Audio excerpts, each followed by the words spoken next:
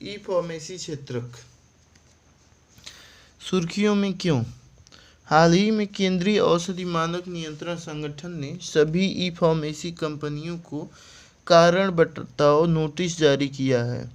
यह नोटिस ई फार्मेसी कंपनियों द्वारा दवाओं से संबंधित कानूनों और नियमों के उल्लंघन को देखते हुए जारी किया गया है। अन्य संबंधित तथ्य: एक संसदीय समिति ने स्वास्थ्य मंत्रालय को से ई फार्मेसी नियमों के मसौदे ड्राफ्ट को अंतिम रूप देने और उन्हें बिना किसी देरी के लागू करने की सिफारिश की है। केंद्रीय औषध मानक नियंत्रण संगठन (CDSCO) उत्पत्ति: यह ड्रग्स एंड कॉस्मेटिक्स एक्ट 1940 की धारा 7 के तहत स्थापित एक वैधानिक निकाय है। इसका मुख्यालय नई दिल्ली में है। CDSCO के बारे में: यह ड्रग्स एंड कॉस्मेटिक्स एक्ट के तहत केंद्र सरकार को सौंपे गए कार्यों के निर्वहन के लिए केंद्रीय औषधि प्राधिकरण के रूप में काम करता है। मंत्रालय: CDSCO स्वास्थ्य सेवा महानिदेशालय, स्वास्थ्य और परिवार कल्याण मंत्रालय, भारत सरकार के अंतर्गत काम करता है। प्रमुख कार्य: यह संगठन दवाओं के आयात पर विनियामकीय नियंत्रण रखता है। यह नई दवाओं और नैदानिक परीक्षणों को मंजूरी देता है। यह औषधि सलाहकार समिति (DCC) और औषधि तकनीकी सलाहकार बोर्ड (DTAB) की बैठकें करता है। यह केंद्रीय लाइसेंस अनुमोदन प्राधिकारी के रूप में कुछ लाइसेंसों को मंजूरी प्रदान करता है। ई फार्मेसी नियम 2018 के मसौदे के बारे में: ई फार्मेसी की परिभाषा: किसी वेब पोर्टल या किसी अन्य इलेक्ट्रॉनिक मोड जैसे वेबसाइट, ऐप आदि के माध्यम से औषधियों के वितरण या बिक्री, स्टॉक प्रदर्शन या बिक्री का व्यवसाय ई फार्मेसी कहलाता है। गोपनीयता: ई फार्मेसी पोर्टल के माध्यम से प्राप्त की गई जानकारी का खुलासा नहीं किया जाना चाहिए। पंजीकरण: ई फार्मेसियों को केंद्रीय लाइसेंसिंग प्राधिकरण से पंजीकरण प्राप्त करना आवश्यक होगा। अधिनियम का पालन: एक ई फार्मेसी पंजीकरण धारक को सूचना प्रौद्योगिकी अधिनियम 2000 के प्रावधानों का पालन करना होगा। निरीक्षण: जिस परिसर से ई फार्मेसी व्यवसाय का संचालन किया जाता है उसका प्रत्येक 2 वर्ष में निरीक्षण किया जाएगा। विज्ञापन: कोई भी ई फार्मेसी किसी भी उद्देश्य के लिए रेडियो या टेलीविज़न या इंटरनेट या प्रिंट या किसी अन्य मीडिया पर किसी भी औषधि का विज्ञापन नहीं करेगी।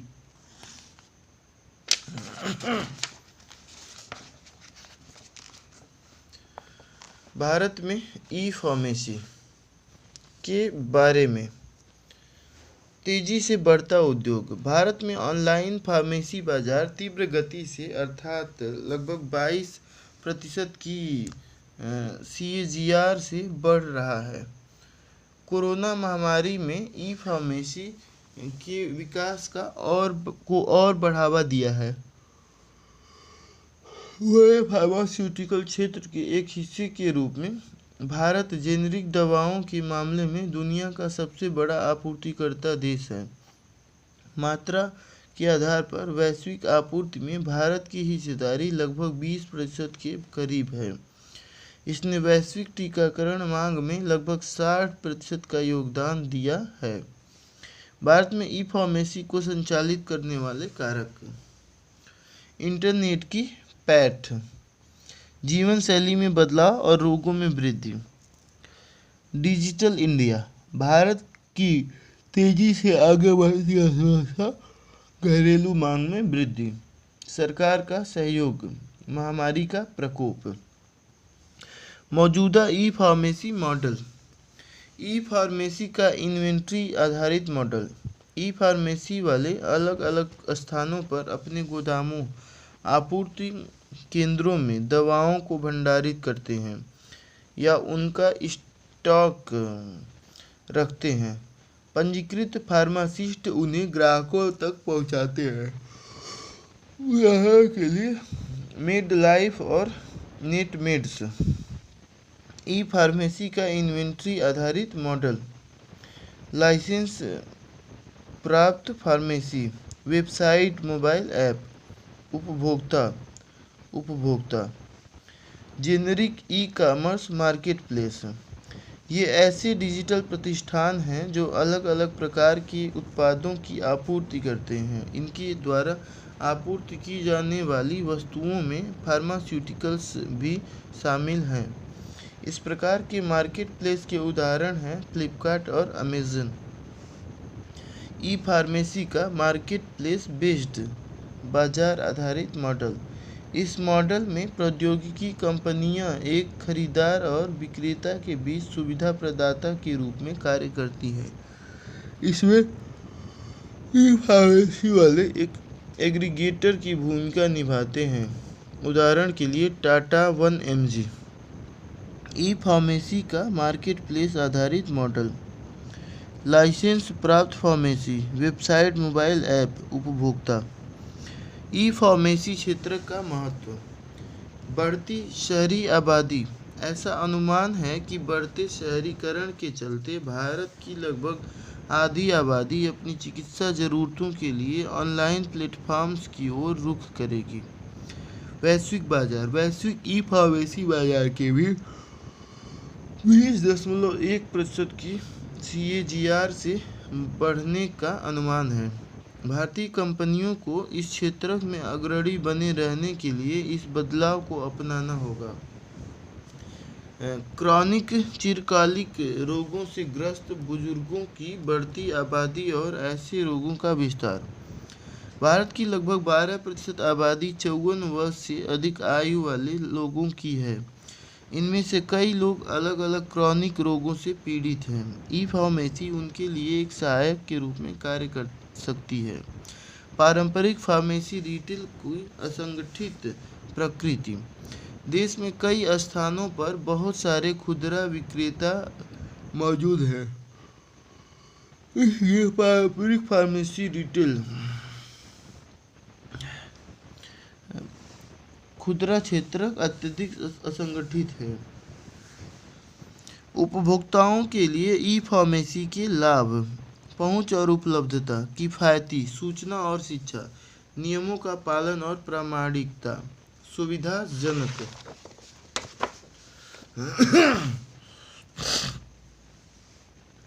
ये निम्नलिखित चुनौतियों का कारण बनते हैं। घटिया और नकली दवाओं की बिक्री। अलग अलग खुदरा विक्रेताओं द्वारा एक ही दवा को अलग अलग मूल्य पर बेचना। दवाओं की सीमित उपलब्धता आदि। ई फार्मेसी क्षेत्र के विनियमन की आवश्यकता क्यों है? डेटा सुरक्षा फ्रेमवर्क का अभाव। ग्राहकों को दवाएं खरीदने से पहले कई विवरण देने पड़ते हैं जिनका दुरुपयोग किया जा सकता है। प्रिस्क्रिप्शन की प्रामाणिकता। रोगी की पहचान एक और चुनौती है क्योंकि दवाओं की ऑनलाइन खरीद के लिए वेबसाइट्स, ऐप पर अपलोड किए जाने वाले प्रिस्क्रिप्शन डॉक्टर की पर्ची की प्रामाणिकता का पता लगाना बहुत मुश्किल होता है। अनुसूचित दवाओं की बिक्री। ग्राहकों की अनुसूची X और अनुसूची H में शामिल दवाओं की ऑनलाइन बिक्री से एक गंभीर जोखिम उत्पन्न हो सकता है। अनुसूची X और H में शामिल दवाओं को बिना प्रिस्क्रिप्शन के नहीं बेचा जा सकता है। इन्हें औषधि और प्रसाधन सामग्री नियम 1945 के परिशिष्ट में शामिल किया गया है। कई महत्वपूर्ण दवाओं की डिलीवरी। एक ही प्रिस्क्रिप्शन का उपयोग कर अलग अलग ई फार्मेसी वेबसाइट्स, ऐप से दवाओं की अलग अलग डिलीवरी प्राप्त की जा सकती है। दवाओं की अंतर्राज्यीय बिक्री। दवाओं की अंतर्राज्यीय बिक्री से संबंधित नियम उचित रूप से लागू नहीं किए गए हैं। इस संदर्भ में ऑनलाइन माध्यम से अंतर्राज्यीय डिलीवरी विनियामकीय भ्रम पैदा कर सकती है। आगे की राह। ई फार्मेसी नियम 2018 के मसौदे को अंतिम रूप देना और पारित करना। ये नियम ई फार्मेसी उद्योग के भविष्य के बारे में स्पष्टता प्रदान करेंगे। साथ ही ये नियम इस क्षेत्र के समक्ष आने वाली चुनौतियों को दूर करने में भी मदद करेंगे। एक राष्ट्रीय पोर्टल का निर्माण। ऑनलाइन फार्मेसियों को विनियमित करने के लिए एक राष्ट्रीय पोर्टल बनाया जा सकता है। यह पोर्टल दवाओं की ऑनलाइन बिक्री और निगरानी के लिए नोडल प्लेटफॉर्म के रूप में कार्य करेगा। कुछ श्रेणियों की दवाओं की बिक्री पर प्रतिबंध। ऐसी दवाएं जिनके दुरुपयोग होने की संभावना बनी रहती है उनको ई फार्मेसी के जरिए बिक्री के दायरे से बाहर किया जा सकता है। इनमें नारकोटिक्स और साइकोट्रोपिक ड्रग्स, ट्रैंक्विलाइजर्स, नशीली लत उत्पन्न करने वाली दवाएं तथा अनुसूची एक्स की दवाएं शामिल हैं। अनिवार्य बारकोडिंग। ऑनलाइन दवा डिलीवरी के लिए बारकोडिंग अनिवार्य की जानी चाहिए ताकि ई फार्मेसियों की डेटा प्रबंधन प्रणालियों में पारदर्शिता और सटीकता को बढ़ावा दिया जा सके। प्राथमिक कृषि साख ऋण समितियां सुर्खियों में क्यों? हाल ही में केंद्रीय मंत्रिमंडल ने अगले 5 वर्षों में देश भर में 2 लाख पैक्स डेयरी और मत्स्य पालन सहकारी समितियों की स्थापना करने की योजना को मंजूरी दी है। अन्य संबंधित तथ्य। इस योजना का उद्देश्य देश में सहकारी आंदोलन को मजबूत करना तथा जमीनी स्तर तक इसकी पहुंच को और व्यापक बनाना है। इस योजना के जरिए प्रत्येक छूटे हुए पंचायत गांव में पैक्स और उपयुक्त डेयरी सहकारी समितियों का गठन किया जाएगा तथा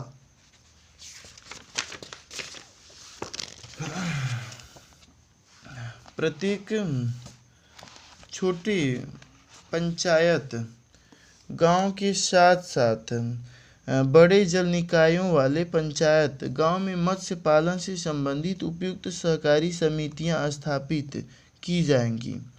पैक्स डेयरी मत्स्य पालन से संबंधित सहकारी समितियों को उनके संबंधित जिला और राज्य स्तरीय संघों से जोड़ा जाएगा। संपूर्ण सरकारी दृष्टिकोण का लाभ उठाकर ये समितियां अपनी गतिविधियों में विविधता लाने हेतु आवश्यक बुनियादी ढांचे के आधुनिकीकरण और उनकी स्थापना करने में सक्षम हो सकेंगी।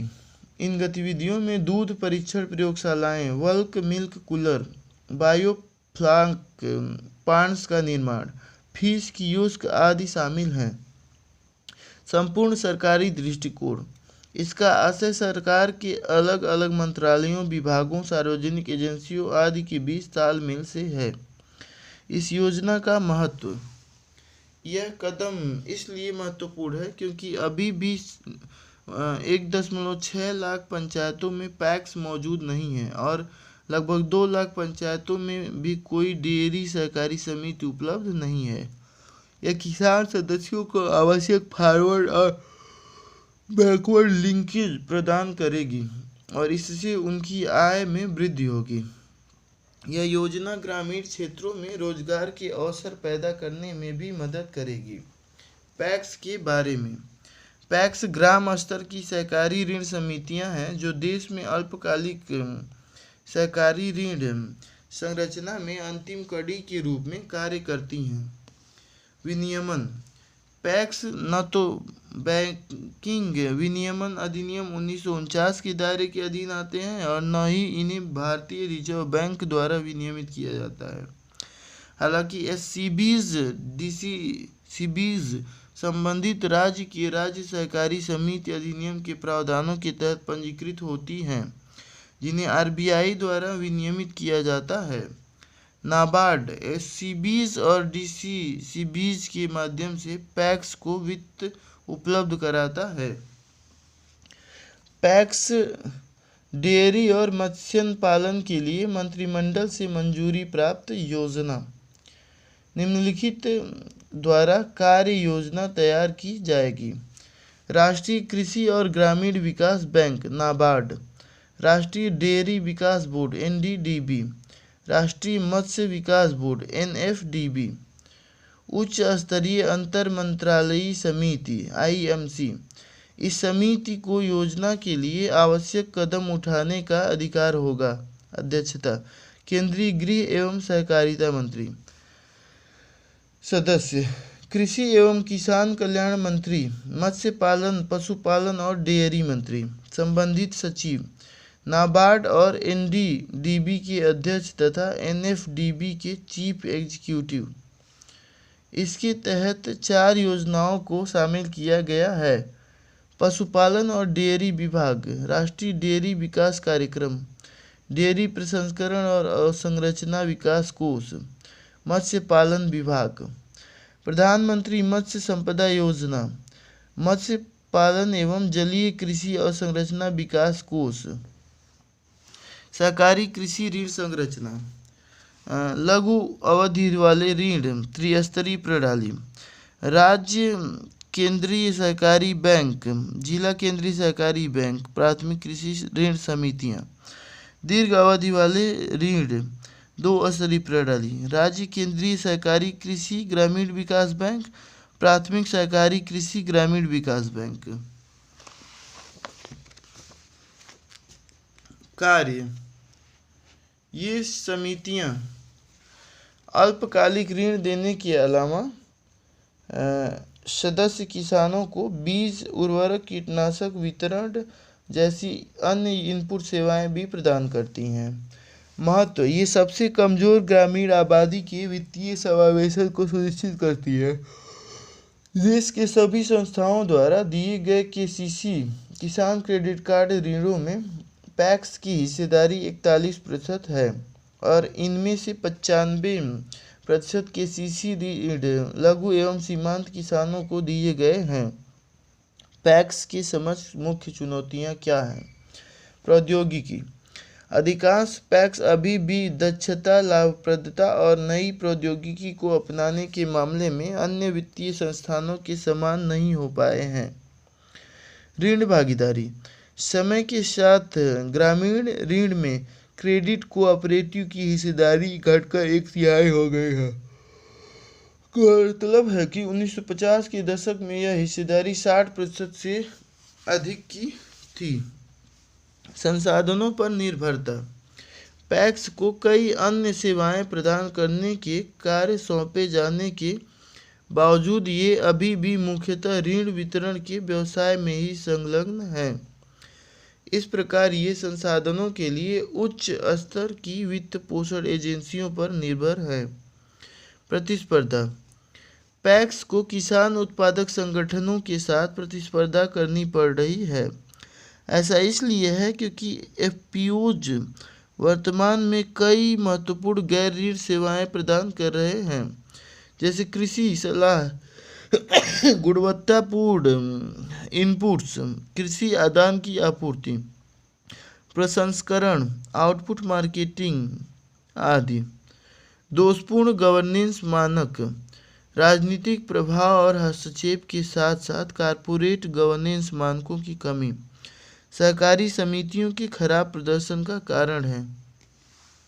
अकुशल मानव संसाधन, सदस्यों की सक्रिय भागीदारी का अभाव, व्यावसायिकता की कमी, उम्रदराज कर्मचारी आदि पैक्स के लिए प्रमुख चुनौतियां हैं। निष्पक्ष लेखा परीक्षा तंत्र का अभाव, देरी और अनियमित लेखा परीक्षा वस्तुतः सहकारिता आंदोलन की लोकतांत्रिक भावना को नकारात्मक रूप से प्रभावित करती है।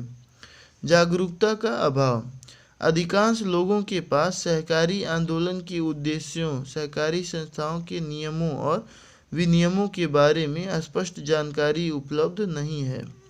विकास में क्षेत्रीय असंतुलन, पूर्वोत्तर क्षेत्र और पश्चिम बंगाल, बिहार, उड़ीसा जैसे राज्यों में सहकारी समितियां महाराष्ट्र और गुजरात की तरह अच्छी तरह से विकसित नहीं हो पाई हैं। पैक्स के लिए आगे की राह, संसाधन जुटाना, पैक्स को आत्मनिर्भर बनाने के लिए इनसे जुड़े सदस्यों से जमा राशि जुटाने का प्रयास करना चाहिए। इस कदम से सदस्यों में बचत करने की आदत को भी बढ़ावा मिलेगा। व्यापार पोर्टफोलियो में विविधता लाना, गैर ऋण व्यवसाय अधिक लाभ प्रदान करने सहित लाभप्रदता में भी महत्वपूर्ण योगदान देता है। इसलिए पैक्स स्वयं को बहुसेवा केंद्रों एमएससी में परिवर्तित कर सकते हैं। पैक्स को व्यवहार्य बनाने के लिए शुरू की गई पहलें। राष्ट्रीय सहकारी विकास निगम एनसीडीसी कृषि उपज के लिए कार्यक्रमों की योजना बनाने और उन्हें बढ़ावा देने में मदद करता है। पैक्स के कामकाज में दक्षता, पारदर्शिता और जवाबदेही बढ़ाने के लिए उनका कंप्यूटरीकरण किया गया है। पैक्स के मॉडल उपनियम उन्हें 25 से अधिक व्यावसायिक गतिविधियों जैसे डेयरी, मत्स्य पालन आदि का संचालन करने में सक्षम बनाते हैं। कॉमन सर्विस सेंटर्स सीएससी द्वारा दी जाने वाली सेवाएं प्रदान करने के लिए पैक्स को सक्षम बनाया गया है।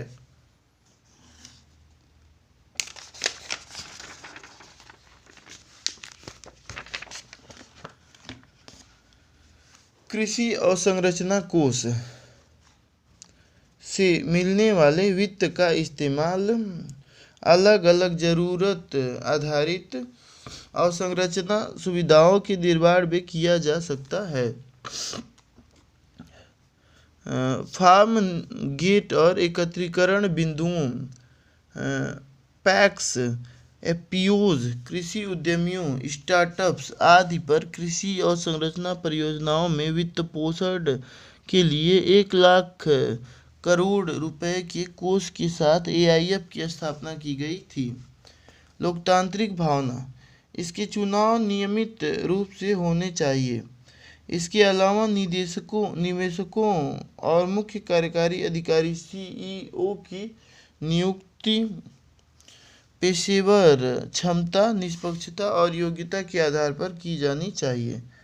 पारदर्शिता, त्रिस्तरीय ढांचे के तहत आने वाली सभी संस्थाओं की नियमित लेखा परीक्षा और इनके पूर्ण कंप्यूटरीकरण का काम शीघ्रता से पूरा किया जाना चाहिए। और संरचना, विशेष रूप से गवर्नेंस, बैंकिंग और व्यवसायों में डिजिटलीकरण से पारदर्शी, जवाबदेह एवं कुशल प्रणाली सुनिश्चित की जा सकती है। क्षमता निर्माण, पैक्स के सदस्यों का कौशल विकास किया जाना चाहिए तथा लोगों को सहकारिता आंदोलन के बारे में जागरूक करना चाहिए। मत्स्य पालन और दुग्ध यानी डेयरी क्षेत्र की सहकारी समितियां अपनी आजीविका के लिए डेयरी और मत्स्य पालन में संलग्न अधिकांश लोग लघु, सीमांत और भूमिहीन किसान हैं। क्षेत्रक विशिष्ट योगदान, दुग्ध डेयरी क्षेत्रक, मत्स्य पालन क्षेत्रक। भारत दुनिया में दूध का सबसे बड़ा उत्पादक देश है और इसका वैश्विक दूध उत्पादन में 24% का योगदान है। भारत में लगभग 9 करोड़ ग्रामीण परिवार डेयरी उद्योग से सीधे जुड़े हुए हैं। भारत ने 2033-34 तक 330 मिलियन मीट्रिक टन उत्पादन क्षमता का लक्ष्य निर्धारित किया है। मत्स्य पालन और दुग्ध क्षेत्र की सहकारी समितियों का महत्व, उत्पादन, मार्केटिंग और सौदेबाजी की शक्ति को बढ़ाने तथा बिचौलियों को समाप्त करने में सहायक। ये समितियां फसल नुकसान होने की स्थिति में किसानों को सहारा बनती हैं। ये समितियां महिलाओं के लिए पर्याप्त और अक्सर बड़ी मात्रा में नियमित नकदी का स्रोत बन जाती हैं। इसके चलते पारिवारिक मामलों में निर्णय लेने में उनकी भूमिका को बढ़ावा मिलता है। निर्यात के लिए अधिशेष की स्थिति हेतु सहायक। मत्स्य पालन क्षेत्रक, मछली उत्पादन के मामले में भारत दुनिया में तीसरे स्थान पर है तथा इसका वैश्विक मछली उत्पादन में 8% का योगदान है। प्राथमिक मत्स्य सहकारी समितियों में लगभग 38 लाख सदस्य शामिल हैं। भारत ने 2024-25 तक मछली उत्पादन को बढ़ाकर 22 मिलियन मीट्रिक टन तक पहुंचाने का लक्ष्य निर्धारित किया है। मत्स्य पालन और दुग्ध क्षेत्र की सहकारी समितियों के लिए शुरू की गई पहलें। दुग्ध क्षेत्र, राष्ट्रीय सहकारी विकास निगम एनसीडीसी वह सहकारी समितियों को उत्पादन, प्रसंस्करण, भंडारण, मार्केटिंग आदि के लिए सहायता प्रदान करता है। मत्स्य पालक क्षेत्र, National Federation of Fishers Cooperative Limited मछुआरों को शिक्षित करने, उनका मार्गदर्शन करने और उनकी सहायता के लिए काम करता है। किसान क्रेडिट कार्ड मत्स्य पालन के लिए भी उपलब्ध है। प्रधानमंत्री मत्स्य संपदा योजना, इसका उद्देश्य मछली पालन का व्यवसाय का विकास कर निजी क्रांति को आगे बढ़ाना है। राष्ट्रीय डेयरी विकास बोर्ड NDDB, इसे 1965 में स्थापित किया गया था। इसका उद्देश्य ऑपरेशन फ्लड कार्यक्रम के माध्यम से आनंद पर्यटन की तरह डेयरी सहकारी समितियों के गठन में मदद करना है। मत्स्य पालन का एकीकृत विकास और प्रबंधन योजना शुरू की गई है।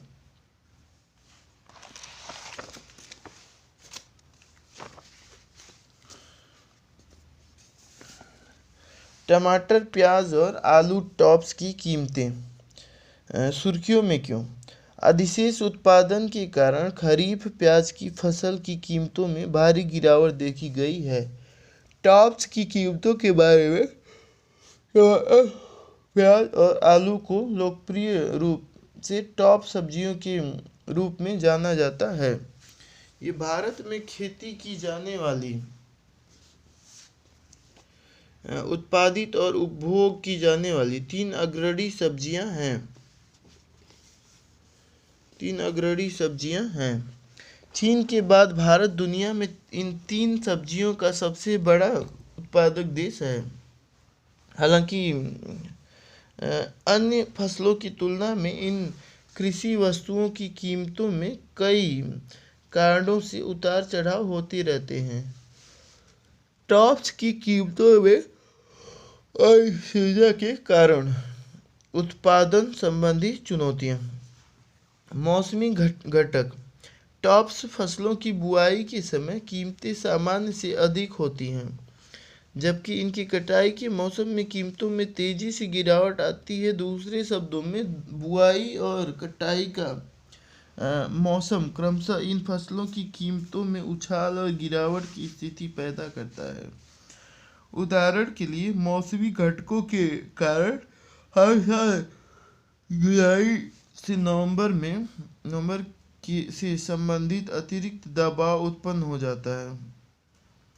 नवंबर के दौरान टमाटर की कीमतों में वृद्धि से संबंधित अतिरिक्त दबाव उत्पन्न हो जाता है।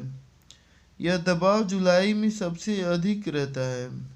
अनिश्चित मौसम, अनियमित मौसम से जुड़े आघात जैसे ओलावृष्टि, लू, भारी वर्षा आदि लागत में भिन्नता उत्पन्न करने वाले सबसे बड़े कारकों में से एक है। कृषि विस्तार सेवाओं की खराब स्थिति, किसानों को दी जाने वाली तकनीकी सलाह में कमियों के चलते उपज की गुणवत्ता में भिन्नता आती है और फसल कटाई के बाद सामान्य से अधिक नुकसान होता है। भंडारण और प्रसंस्करण, अपर्याप्त भंडारण सुविधाएं। भारत में वर्तमान में लगभग 375 लाख मीट्रिक टन की संयुक्त क्षमता वाली कोल्ड स्टोरेज सुविधाएं मौजूद हैं।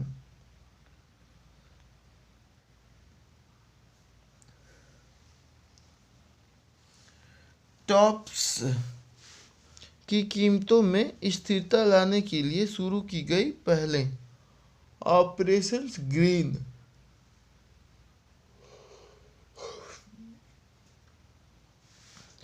इसे ऑपरेशन फ्लड की तर्ज पर टॉप्स की मूल्य अस्थिरता को दूर करने के लिए शुरू किया गया था। हालांकि 2020 में ऑपरेशन ग्रीन्स के दायरे में सभी फसलों और सब्जियों टोटल को शामिल कर लिया गया था। ग्रामीण कृषि बाजार, किसानों को अपनी उपज सीधे बाजार में बेचने के लिए प्रोत्साहन देने हेतु ग्रामीण हाटों, गांवों के बाजारों को ग्राम्स के रूप में विकसित किया जा रहा है।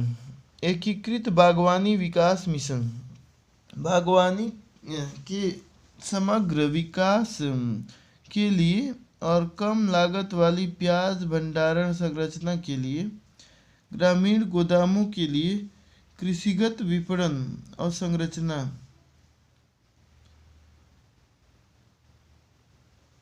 यह लघु किसानों को उनकी उपज को उचित समय तक गोदामों में रखने और बाजार में तेजी या उचित समय पर उन्हें लाभकारी कीमतों पर बेचने में मदद करता है।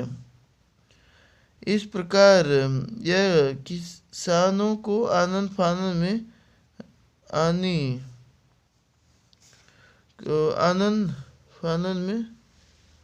आनी उदाहरण के लिए मौसमी घटकों के कारण हर साल जुलाई से नवंबर के दौरान टमाटर की कीमतों में वृद्धि से संबंधित अतिरिक्त दबाव उत्पन्न हो जाता है। यह दबाव जुलाई में सबसे अधिक रहता है। अनिश्चित मौसम अनियमित मौसम से जुड़े आघात जैसे ओलावृष्टि, लू, भारी वर्षा आदि लागत में भिन्नता उत्पन्न करने वाले सबसे बड़े कारकों में से एक है। कृषि विस्तार सेवाओं की खराब स्थिति किसानों को दी जाने वाली तकनीकी सलाह में कमियों के चलते उपज की गुणवत्ता में भिन्नता आती है और फसल कटाई के बाद सामान्य से अधिक नुकसान होता है। भंडारण और प्रसंस्करण अपर्याप्त भंडारण सुविधाएं भारत में वर्तमान में लगभग 375 लाख मीट्रिक टन की संयुक्त क्षमता वाली कोल्ड स्टोरेज सुविधाएं मौजूद हैं, जो आवश्यकता से काफ़ी कम है। भंडारण सुविधाओं में असमानता कोल्ड स्टोरेज की सुविधाओं का लगभग 60% हिस्सा उत्तर प्रदेश, पश्चिम बंगाल और बिहार में केंद्रित है। टमाटर और प्याज की खुदरा मूल्य अप्रैल 2016, अप्रैल 2017, 18, अप्रैल 19, अप्रैल 20, अप्रैल 21, दिसंबर 21। टॉप्स की कीमतों में स्थिरता लाने के लिए शुरू की गई पहल ऑपरेशन ग्रीन। इसे ऑपरेशन फ्लड की तर्ज पर टॉप्स की मूल्य अस्थिरता को दूर करने के लिए शुरू किया गया था। हालांकि 2020 में ऑपरेशन ग्रीन्स के दायरे में सभी फसलों और सब्जियों को शामिल कर लिया गया था। ग्रामीण कृषि बाजार किसानों को अपनी उपज के सीधे बाजार में बेचने के लिए प्रोत्साहन देने हेतु ग्रामीण हाटों, गांव के बाजारों को ग्राम के रूप में विकसित किया जा रहा है। एकीकृत बागवानी विकास मिशन बागवानी के समग्र विकास के लिए कम लागत वाली प्याज भंडारण संरचना के लिए ग्रामीण गोदामों के लिए कृषिगत विपणन और संरचना यह लघु किसानों को उनकी उपज को उचित समय तक तो गोदामों में रखने और बाजार में तेजी या उचित समय पर उन्हें लाभकारी कीमतों पर बेचने में मदद करता है। इस प्रकार यह किसानों की आनन फानन में अपनी उपज बेचने से बचाता है। मूल्य स्थिरीकरण कोष इसके जरिए केंद्रीय एजेंसियों, राज्य केंद्र शासित प्रदेश की सरकारों एजेंसियों को वर्किंग कैपिटल के रूप में ब्याज मुक्त अग्रिम प्रदान किया जाता है।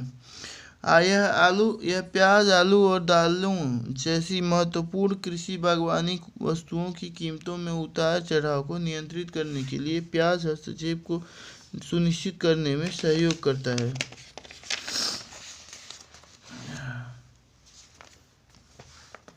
कोल्ड स्टोरेज में सबसे अधिक आलू करीब 70% का भंडारण होता है।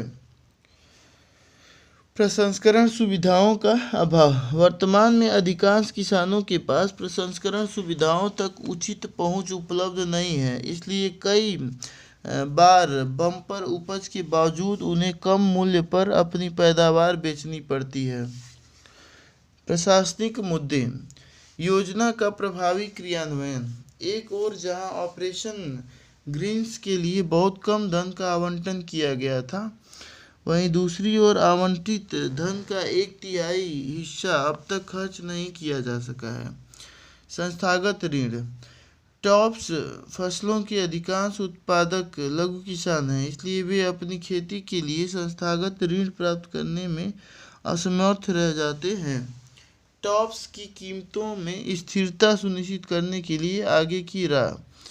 बेहतर उत्पादन, अनुसंधान एवं विकास, लंबी शेल्फ लाइफ और अन्य वांछित विशेषताओं वाली नई किस्मों के विकास से संबंधित प्रयासों को तेज किया जाना चाहिए।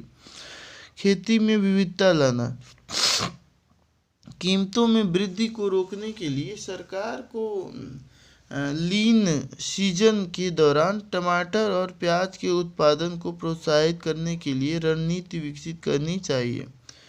प्रसंस्करण, बुनियादी ढांचा, फार्म गेट, कृषि लॉजिस्टिक्स और भंडारण सह प्रसंस्करण से संबंधित अवसंरचना में निवेश को प्रोत्साहित करने की आवश्यकता है। मूल्य संवर्धन, प्याज के चिप्स या पाउडर आदि बनाने वाले संयंत्रों की स्थापना की जानी चाहिए, क्योंकि ऐसे उत्पादों की शेल्फ लाइफ अधिक होती है। किसानों को समर्थन। स्थिर कृषि निर्यात नीति। टॉप्स के लिए स्थिर कृषि निर्यात नीति अपनाने से किसानों को अंतर्राष्ट्रीय बाजार में अपनी उपज से अच्छा लाभ प्राप्त करने में मदद मिलेगी। Buffer stocking.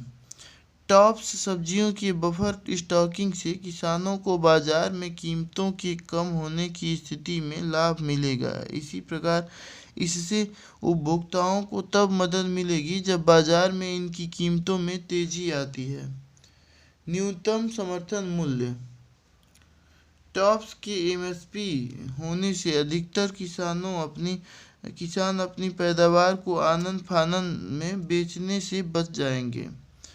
तथ्य आधारित नीति निर्माण। डेटा संग्रह।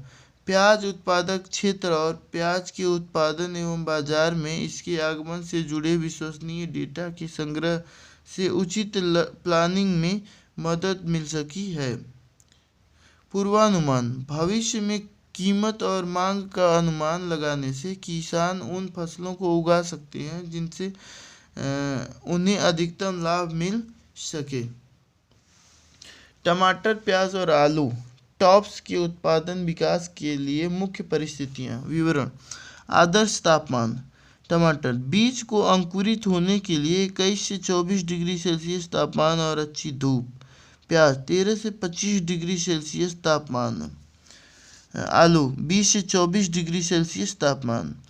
आदर्श वर्षा 600 मिमी से 1500 मिमी तक वर्षा टमाटर में, और 650 मिमी से 750 मिमी प्याज में, और 1200 मिमी से 2000 मिमी आलू में। मौसम मई जून से नवंबर दिसंबर। टमाटर मई जून और नवंबर दिसंबर। प्याज अप्रैल मई से अक्टूबर नवंबर। आलू पर्वतीय क्षेत्र जनवरी फरवरी और मैदानी क्षेत्र अक्टूबर नवंबर। मृदा कार्बनिक पदार्थों को भरपूर व सुअपवाहित दोमट मिट्टी जिसका पीएच मान 6.5 से 7.5 के बीच हो। गहरी भुरभुरी दोमट और जलोढ़ मिट्टी जिसका पीएच मान 6 से 7 के बीच हो। लवणीय और क्षारीय मृदा को छोड़कर किसी भी प्रकार की मृदा जिसका पीएच मान 4.8 से 5.4 के बीच हो। अग्रणी उत्पादक राज्य आंध्र प्रदेश, मध्य प्रदेश, कर्नाटक। महाराष्ट्र, कर्नाटक, मध्य प्रदेश प्याज। हिमाचल प्रदेश, पंजाब, उत्तर प्रदेश आलू।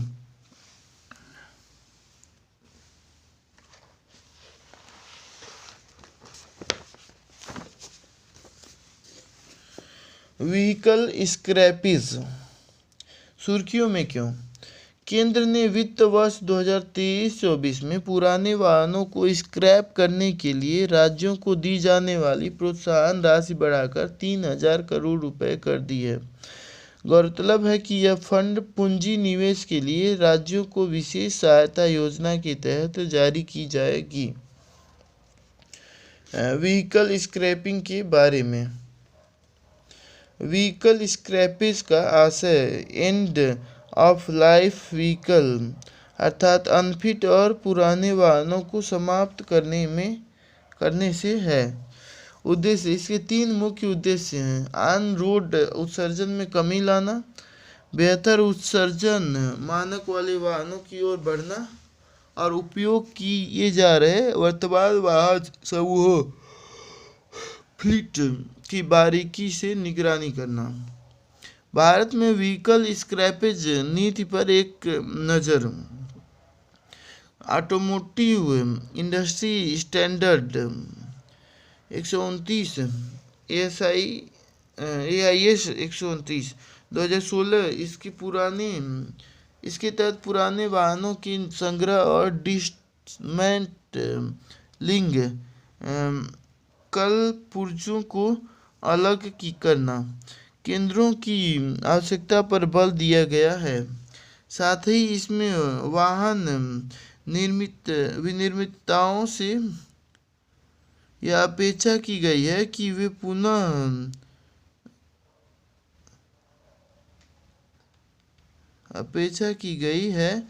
वे पुनः उपयोग, पुनर्चक्रण और पुनर्प्राप्ति की संभावना का नुकसान आकलन कर इसका अनुपालन सुनिश्चित करें। इसमें वाहनों के निर्माण में भारी धातुओं के उपयोग पर रोक लगाई गई है और इसमें पुराने वाहनों के अधिकृत संग्रह और डिसमेंटलिंग केंद्रों को डिसमेंटलिंग संबंधी जानकारी प्रदान करने का भी प्रावधान किया गया है।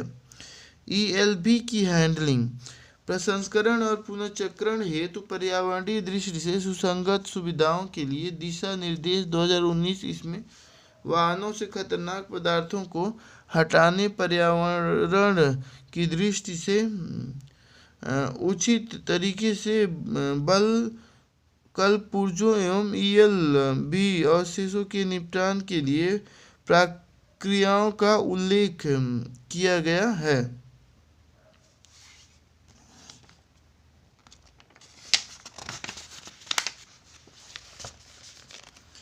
स्वैच्छिक वाहन समूहों फ्लीट का आधुनिकीकरण कार्यक्रम या व्हीकल स्क्रैपेज नीति 2021 इसे सड़क परिवहन और राजमार्ग मंत्रालय द्वारा पुराने वाहनों की स्क्रैपिंग को प्रोत्साहित करने के लिए शुरू किया गया है। नई योजना के तहत 20 वर्ष से अधिक पुराने निजी वाहनों को 15 वर्ष से अधिक पुराने व्यावसायिक वाहनों के लिए फिटनेस टेस्ट को अनिवार्य बनाया गया है। फिटनेस टेस्ट में विफल रहने पर ऐसे वाहनों की अनिवार्य स्क्रैपिंग की जाएगी। मोटर वाहन व्हीकल स्क्रैपिंग केंद्रों का पंजीकरण और कार्य नियम 2021 इसमें मान्यता प्राप्त व्हीकल स्क्रैपेज केंद्रों की स्थापना के लिए व्हीकल स्क्रैपेज केंद्रों की स्थापना के लिए पात्रता, पंजीकरण प्रक्रिया और प्रक्रियाओं से जुड़े उपबंध शामिल हैं। केंद्रीय मोटर वाहन 23वां संशोधन नियम इसके तहत वाहनों के पंजीकरण, फिटनेस आदि टेस्ट और फिटनेस प्रमाण पत्र शुल्क में अधिक वृद्धि की गई है। हाल ही में सरकार ने हैवी गुड्स और यात्री मोटर वाहनों के लिए पंजीकृत ऑटोमेटेड टेस्टिंग स्टेशन के माध्यम से अनिवार्य फिटनेस टेस्ट की समय सीमा 1 अप्रैल 2023 से बढ़ाकर 23 सितंबर 2023 से बढ़ाकर 1 अक्टूबर 2024 कर दी गई है। ATS की मान्यता विनियमन और नियंत्रण के लिए नियम राज्य सरकारों द्वारा अधिकृत एटीएस बहुत वाहन फिटनेस टेस्ट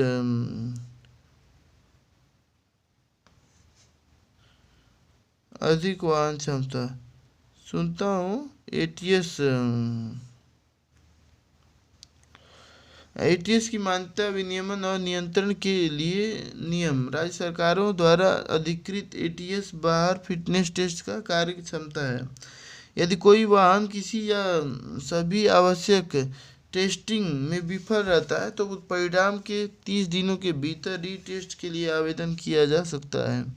हालांकि रीटेस्ट के लिए आवेदन पहले के टेस्ट परिणामों में बताए गए 200 के सुधार के बाद ही किया जा सकता है। परिणाम के 7 दिनों के भीतर अपील भी दायर की जा सकती है। फिटनेस टेस्ट क्लियर करने के बाहर भी फिटनेस का प्रमाण पत्र किया जाता है। टेस्टिंग केंद्र केंद्रीय मोटर वाहन 21वां संशोधन।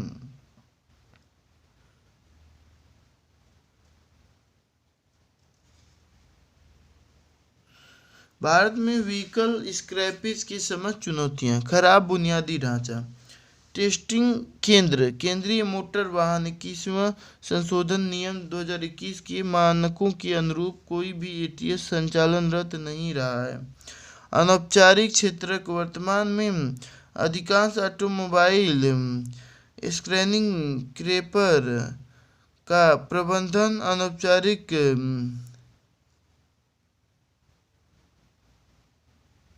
क्षेत्रक द्वारा किया जाता है।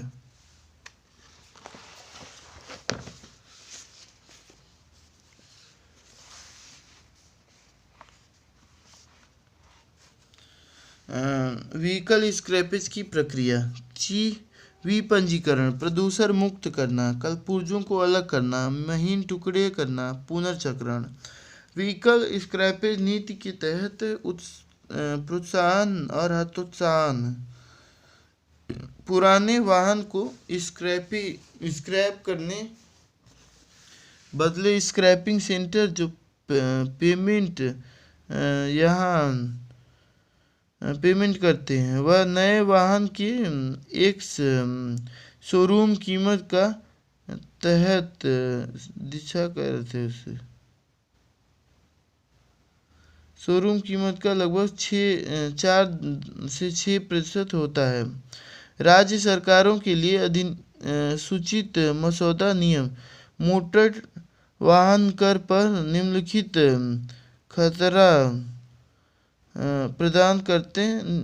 रियायत प्रदान करते हैं। अस्सी पारी 25% तक, ट्रांसपोर्ट वाहनों के लिए 15% तक।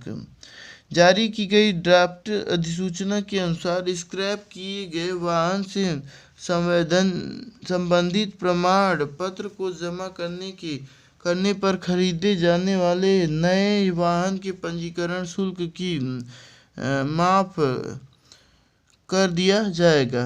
ऑटो जिम्स को यह सलाह दी गई है कि यदि कोई स्क्रैप किए गए वाहनों से संबंधित प्रमाण पत्र दिखाता है तो वे वाहन की खरीद पर 5% की छूट देती है। 15 वर्षों से अधिक मृदा अपरदन।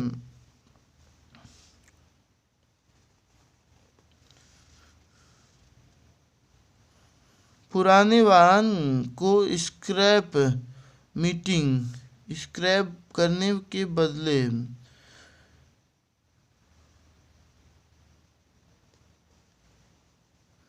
स्क्रैपिंग सेंटर्स जो पेमेंट करते हैं वह नए वाहन के एक्सरे इस शोरूम कीमत का लगभग 4 से 6% होता है। राज्य सरकारों के लिए अधिसूचित मसौदा नियम मोटर स्वीडन सभाकर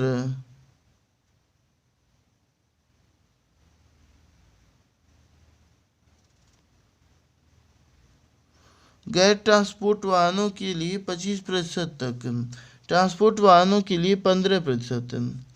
ऑटो ओईएमएस को यह सलाह दी गई है कि यदि कोई स्क्रैप किए गए वाहन से संरक्षित चट्टानों प्रमाणपत्र दिखाया है, जो वाहन की खरीद पर 5% की छूट है। 15 वर्षों से अधिक पुराने व्यावसायिक वाहनों की फिटनेस सर्टिफिकेट द्वारा जारी की गई है। 15 वर्ष से अधिक पुराने निजी वाहनों के निजी छात्र 15 वर्ष से अधिक हो गया। 15 वर्ष से अधिक पुराने निजी वाहनों के लिए पुनः पंजीकरण शुल्क में वृद्धि की गई है।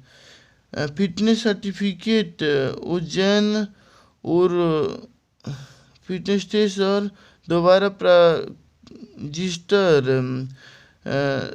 दोबारा सचिन द्वारा हेतु अधिक शुल्क वसूलने के लिए ड्राफ्ट अधिसूचना जारी कर दी गई है। अब हमको आ रही है नींद। अब यहीं से हम करेंगे निद्दू।